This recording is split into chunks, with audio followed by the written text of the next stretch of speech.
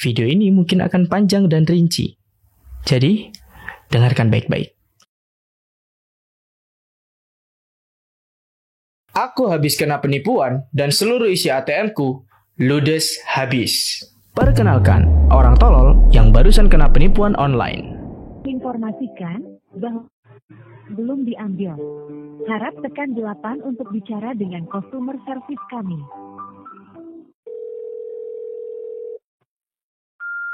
Indonesia, selamat pagi dengan saya Sandi Lesmana. Ada yang bisa saya bantu?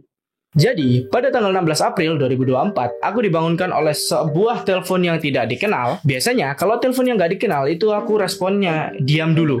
Sampai dia menyebutkan kata pertama yang jelas. Kalau misal kata-kata pertamanya udah jelas, kayak misal emang tujuannya mau nelpon aku, baru aku tanggepin. Tapi kalau misal dari awal tujuannya udah nggak jelas, bahkan tanya nama, biasanya aku matiin dengan menyebut kata-kata kotornya itu babi kau. Tapi entah, kemarin itu aku lagi pusing banget, dan saat angkat teleponnya, yang jawab langsung sistem. Membuatku sedikit percaya kalau ini beneran. Lalu sistem ini ngomong, jika ada kendala, coba tekan angka 8. Lalu ku pencet dong angka 8. Lalu muncullah suara mas-mas gatel satu ini. Indonesia, selamat pagi dengan saya Sandi Lesmana. Ada yang bisa saya bantu? Barusan tadi ada pemberitahuan ada sesuatu yang belum diambil. Ya. Itu apa ya, Pak? Baik, Pak, bisa dibantu dengan nomor resi paketnya? Nomor apa, Pak? Nomor resi paketnya ya, Pak? Wah, saya nggak tahu, Pak. Ini saya tiba-tiba dapat telepon, Ya. terus katanya ada yang belum diambil dari kantor pos Indonesia. Saya kurang tahu apa itu. Baik, kalau begitu bisa dibantu dengan nama lengkap Bapak agar saya bisa melakukan pengecekan. Oh ya, Muhammad Ihsanul Iqbal. Kena lah saya. Informasi pertama, nama lengkap korban. Lalu si pegawai pos ini bilang kalau misal paket yang aku kirim ini nggak bisa diteruskan lagi karena isinya itu adalah beberapa kartu ATM dan juga buku tabungan yang nggak ada surat pengesahannya dari bank. Yang itu termasuk kategori ilegal. Paket tersebut dikirim itu melalui Riau menuju ke Medan. Yang bahkan aku sendiri paling jauh keluar pulau adalah Pulau Madura. Singkat cerita, si pegawai pos ini dengan baik hatinya membantu aku untuk melaporkan hal ini ke kepolisian. Dan pegawai pos ini bilang kalau langsung dihubungkan ke kepolisian agar nanti bebas biaya pulsa. Tapi permasalahannya, karena paket ini dikirimnya dari Riau, jadi otomatis saya harus ngurusnya itu ke kepolisian Riau. Tapi tetap sama pegawai posnya itu dibantu untuk nyambungin ke kepolisian Riau biar bebas biaya pulsa. Meskipun kalau di logika, akses apa yang dipunyain kantor pos untuk nyambungin telepon kantor pos ke kantor polisi? Ini agak aneh, tapi logika ini baru jalan kalau teleponnya udah mati. Ya anggaplah ada. Mana ada nyambungin telepon secepat itu. Sebelum disambungin sama kepolisian Riau, aku disuruh nyatet kayak keterangan yang harus aku omongin nanti ke polisi biar nggak terbata-bata. Karena informasi paketnya kan datangnya dari pegawai pos itu tadi. Dan untuk biaya, Bapak tidak perlu khawatir. Kami dari pihak kantor pos yang akan menanggung semua biaya sampai pelaporan Bapak selesai. Oke, baik Pak. Siap, terima kasih. Baik, di sini sebelum saya buka layanan darurat tersebut, bisa Bapak catat terlebih dahulu data pelaporan yang akan saya sampaikan dan nantinya Bapak sampaikan kepada pihak kepolisian. Bisa Baik. disediakan alat tulisnya, Pak? Sebentar. Lalu saya ngobrol dengan salah satu polisi yang ada di Riau. Ngakunya sih gitu. Yang ngaku bernama Bapak Hendra Hartono. Dan bahkan orangnya itu berani banget nyebutin NRP-nya. Itu yang bikin aku sedikit percaya. Di telepon aku ngobrol agak panjang, 1 jam nyebutin apa kendalaku, apa masalahku, dan apa yang mau aku laporkan. Aku cerita panjang lebar tentang kejadian ini, informasinya aku dapat dari mana, kenapa kok bisa aku dapat info ini. Lalu si polisi ini bilang bisa nggak kalau aku ini berangkat langsung ke Riau untuk melakukan persidangan di sana. Lalu aku jawab, nggak bisa Pak, mohon maaf, karena kendala biaya, dan juga yang kedua itu, aku masih kuliah bro, jadwal. Lalu karena nggak bisa, si polisi ini menawarkan opsi lain, yaitu bisa dilakukan via video call. Lalu si polisi meminta nomor WhatsApp saya. Kena lagi saya. Informasi kedua, nomor WhatsApp korban. Lalu selang berapa menit, beneran ada video call yang masuk, yang foto profilnya itu, wah sangat meyakinkan sekali kalau ini beneran dari kepolisian. Tolol. Lalu pas saya angkat, inilah wajah pelakunya.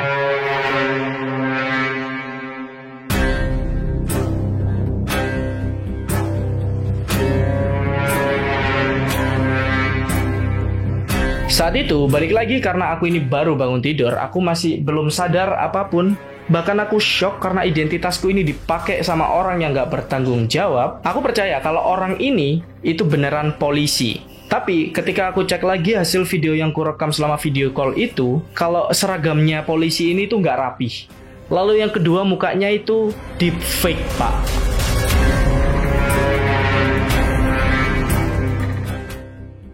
Penipuan sekarang udah mulai canggih. Dia bisa modal untuk deepfake wajahnya sambil video call. Meskipun emang murah sih sekarang. Cuman ya ini modus baru. Aku pun nggak tahu.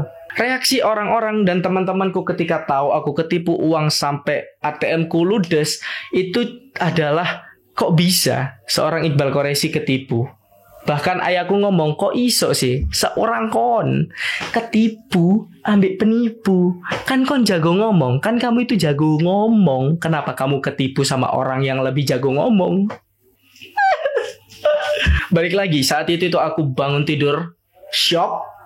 Dan ternyata orang kalau shock itu kepalanya itu kosong. Dan kalau menerima informasi apapun dia bakalan iya aja, karena orang shock itu pasti bakal cari jalan gampangnya. Saat perkenalan dengan polisi tersebut tanya, apakah benar Anda ini Muhammad Iksanul Iqbal? Lalu aku jawab, iya benar. Polisi itu lalu bilang lagi, kalau semisal benar Anda Muhammad Iksanul Iqbal, coba buktikan dengan menunjukkan KTP.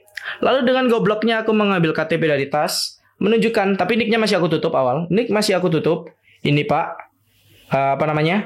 nama saya, ini KTP saya. Lalu aku tanya, ini beneran tak Pak? Nggak apa-apa ditunjukin nicknya. Lalu si polisinya jawab dengan santainya, ya nggak apa-apa, kan ini untuk laporan. Karena seluruh sidang ini direkam. Dengan gobloknya saya buka seperti ini. Pup, muka saya KTP. Mantap. Kena lagi saya. Informasi ketiga, foto wajah memegang KTP. Ya, aku di sidang itu lumayan lama banget. Sejam lebih kalau nggak salah. Inti dari percakapan itu adalah ada seorang kriminal yang ngirim paket itu berisi beberapa kartu ATM dan juga buku tabungan dan juga narkoba jenis sabu-sabu, dan itu pakai identitasku, pakai namaku. Lalu si polisi ini nuduh aku terlibat dengan komplotan ini karena ketuanya ini udah ketangkap. Jadi aku itu dituduh komplotannya yang masih bebas. Lalu si polisi ini nuduh aku lagi kalau semisal tujuanku ngelapor ke polisi yang aku lakukan saat ini adalah video call itu untuk cuci tangan. Jadi aku dituduh komplotannya si ketua kriminal ini dan aku dituduh komplotannya. Lalu aku ngelapor ke polisi karena aku cuci tangan. Dikiranya aku itu beneran ngelakuin dan aku itu mau ngebersihin namaku dengan caranya ngelapor polisi. Ya aku jawab lah dengan tegas, enggak Pak, saya enggak kenal. Lalu nggak lama si polisi itu ngirim foto kriminalnya dan identitasnya. Lalu aku ditanyai, Bapak Iqbal kenal atau enggak dengan kriminal ini? Lalu aku jawab dong, enggak Pak, saya nggak kenal. Lalu nggak lama kemudian si polisi itu ngirim lagi buku tabungan, namanya atas namaku, Muhammad Iksanul Iqbal, tapi banknya Bank BRI. Sedangkan aku gak pernah pakai Bank BRI. Aku dituduh lagi kalau aku itu masih ikut sama komplotan kriminal ini. Dan si kriminal ini waktu di sidang itu bilang kenal dengan saya, dan juga saya ini dapat uang dari hasil transaksi narkoba tersebut. Jadi aku dituduh dapat transferan dari si kriminal inilah. Si kriminal ini kita sebut saja Gondrong karena nickname-nya Gondrong. Si Gondrong ini anjing. Lalu panjang banget kita ngobrol. Aku yakin kalau sekarang aku mikir ketika kita ngobrol panjang itu ada teman-temannya di belakang layar lagi nyiapin surat-surat. Karena saat aku setelah ngobrol panjang, tiba-tiba polisi ini ngeluarin surat penangkapan atas nama saya, yaitu Muhammad Iksanul Iqbal. Jadi ini aku beneran ditangkap nih. Si polisi ini bilang kalau semisal surat penangkapan itu masih belum ditandatangani, tapi akan ditandatangani kalau semisal aku nggak kooperatif. Ya kayak tiba-tiba matiin video call karena video callnya itu direkam. Dan yang kedua ada saksi lain di ruangan aku sidang. Jadi itu aku dianggap tidak kooperatif. Lalu setelah nunjukin surat penangkapan tersebut, karena aku dituduh dapat aliran dana dari si Gondrong, aku ditanyain saldoku tinggal berapa. Pertama aku ditanya, aku pakai bank apa? Aku pakai bank BCA. Lalu ditanyai saldoku sisa berapa. Lalu aku screenshot lah, saldoku sisa 1,5 juta. Itu seluruh saldoku di ATM. Lalu si polisi ini tanya lagi, ini dari 1,5 juta, adakah masukan dana dari si gondrong ini? Lalu aku jawab dong, nggak ada pak, aku nggak ada masukan dana dari si gondrong ini. Tapi polisinya bilang, oke mas, saya percaya dengan Mas Iqbal. Tapi semisal nanti Mas Iqbal terbukti berbohong, nanti Mas Iqbal bakalan dijatuhi hukuman yang lebih berat karena Mas Iqbal berbohong dalam proses persidangan ini. Singkat cerita, si polisi ini bilang kalau misal nanti bankku itu dibekukan, jadi aku nggak bisa transaksi apapun lewat online. Nah, polisi ini itu butuh ngecek dulu kalau danaku ini sebanyak 1,5 juta, apakah ada masukan dari si gondrong ini. Jadi sama polisinya mau dicek dulu dananya. Lalu si polisi itu nunjukin surat pembekuan dana yang tertera ada nomor rekeningnya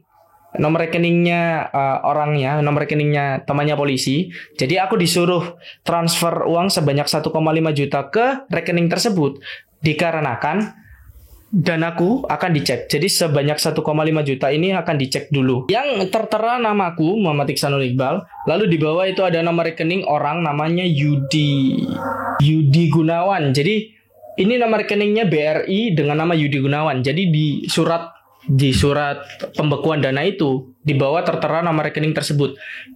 Nomor rekening tersebut ditulis itu dengan tujuan agar aku transfer dulu ke nomor rekening ini, ke Yudi Gunawan ini, untuk dicek apakah sebanyak 1,5 juta itu bersih atau ada masukan dana dari si kriminal atau di si gondrong ini. Lalu aku disuruh untuk transfer ke nomor rekening yang tertera di surat pembekuan dana tersebut.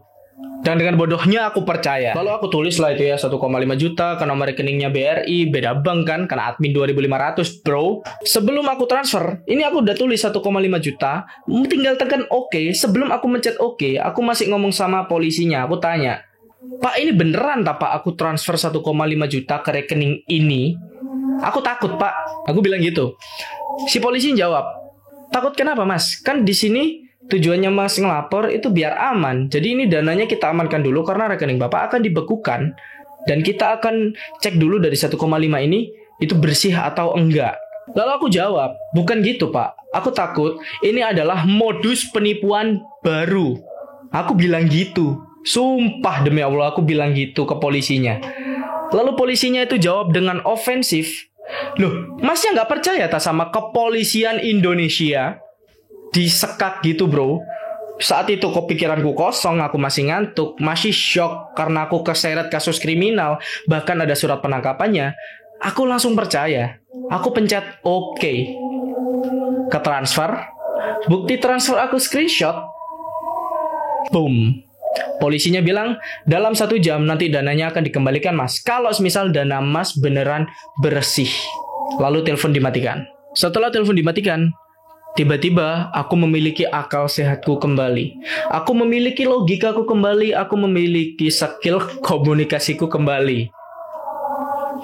Setelah akal sehatku kembali, aku ngecek nomor telepon si polisi ini ke get kontak. Nomor telepon polisi ini waktu aku cek di get kontak itu kayak gini, nggak muncul keterangannya lah. Aku masih positive thinking saat itu. Mungkin memang nomor kepolisian itu dirahasiakan, jadi nggak boleh ketahuan siapapun. Aku masih positive thinking. Mungkin itu beneran polisi. Lalu akal sehatku kembali berkata, coba cek nomor kantor pos yang awal telepon tadi. Kan dia telepon pulsa, nggak ada di WhatsAppmu. Lalu aku salin nomornya, aku cek di get kontak. Hasilnya,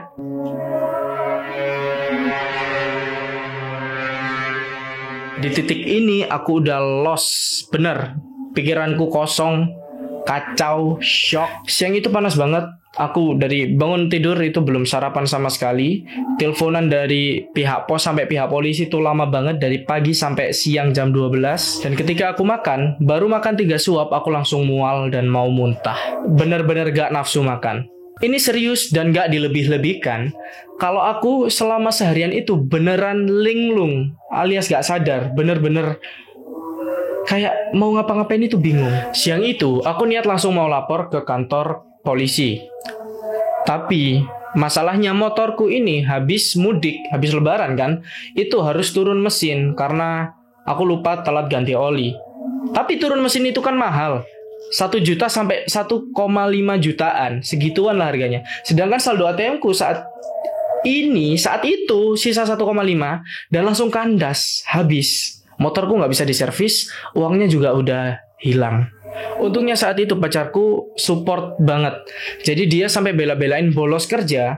Dia jemput aku pakai motornya, bensin pakai uang dia. Lalu kita berangkat berdua ke Polsek. Ini aku udah sampai di Polsek. Dan aku bakalan lapor. Coba bisa apa enggak diurus. Atau bakalan cepet atau enggak ngurusnya. Mari kita coba. Sesuai perkiraanku, kalau aku lapor ke Polsek, pasti akan dioper. Dan beneran, aku langsung dioper ke Polrestabes Surabaya.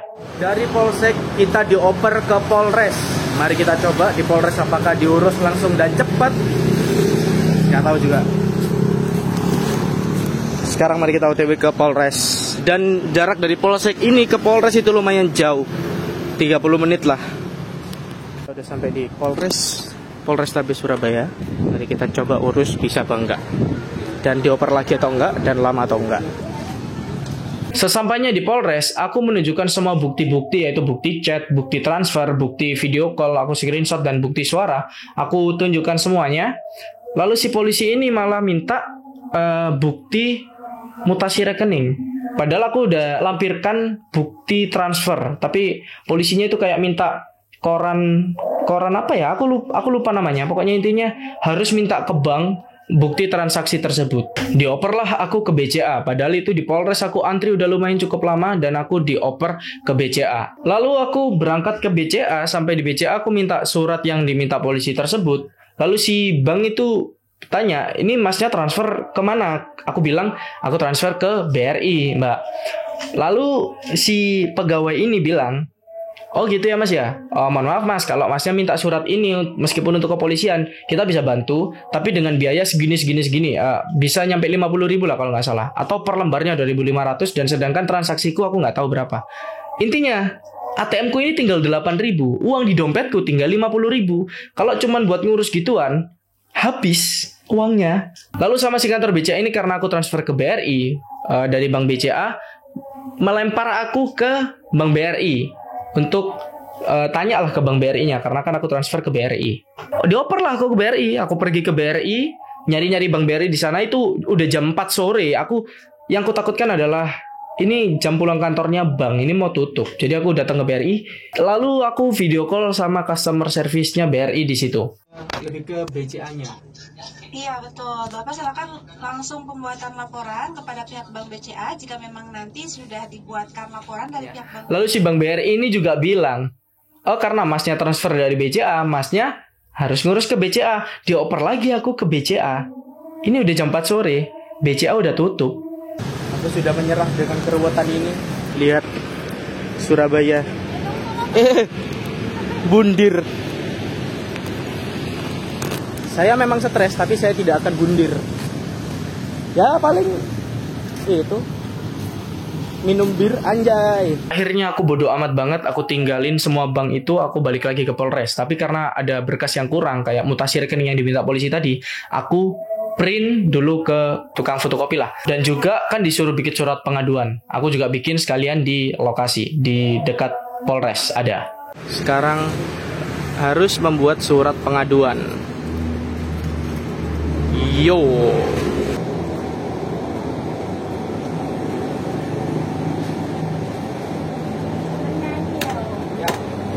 Ini uang terakhir saya di dompet. Dan ini wajah pelakunya. Yang bikin saya malas ngurus itu adalah gini-gini nih. Agak ribet, agak repot ya kan. Ngeprint uang saya tadi itu terakhir, tinggal 50.000 di dompet. Di ATM udah ludes habis. Surabaya di sore hari. Saya ngurus dari pagi Saya ngurus dari siang jam 1, jam 12. Dioper ke sana, dioper ke sini, dioper ke bank ngoper bank lain, dari bank lain ngoper ke sini. Muter-muter. Sekarang semoga berkas-berkasnya sudah lengkap, jadi kita bisa masuk. Ya. Saya ngeprint cuma 10 lembar. 1 materai dan juga 1 map.